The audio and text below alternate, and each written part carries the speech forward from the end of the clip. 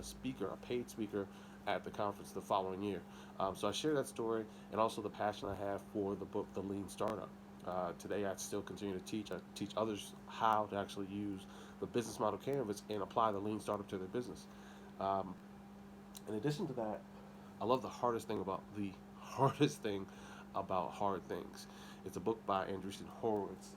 Actually, it's a book by Ben Horowitz of Andreessen Horowitz, and he basically dispels one of the main myths about doing difficult things, or really coming to the idea of when you face a challenge, whether you should go directly towards it and address it, or kind of go around it, bobbing and weaving.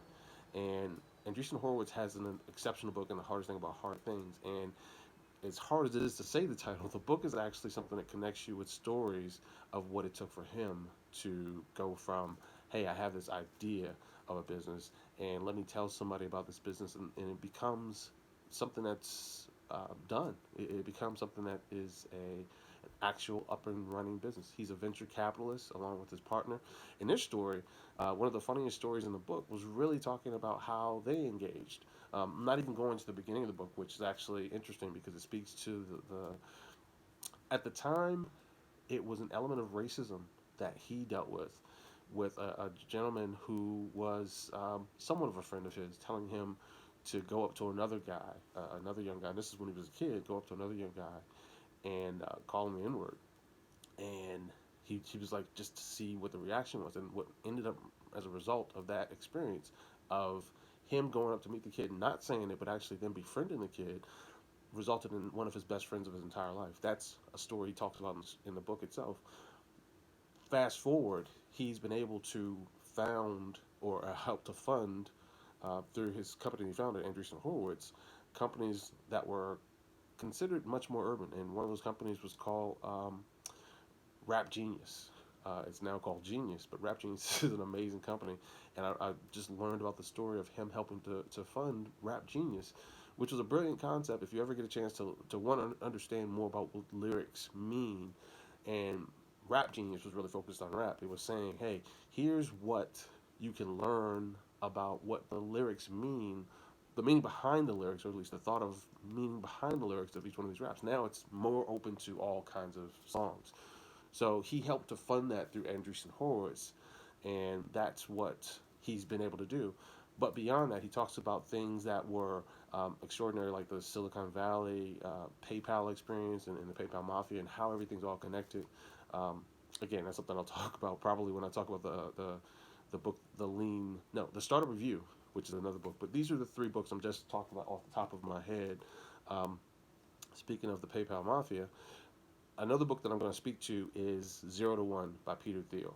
It's an exceptional book. I actually am a huge fan of the story that helped to develop with Peter Thiel. He, in his book, well, actually, it's not his book, it's a student of his. Um, and it's the student's name is, bear with me, I'm kind of looking at it. I forgot the name of the student.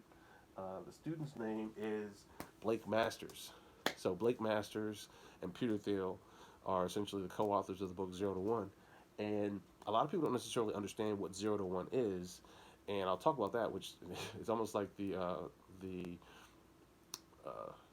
in the book where you say um, it's a book called I Know This Much Is True.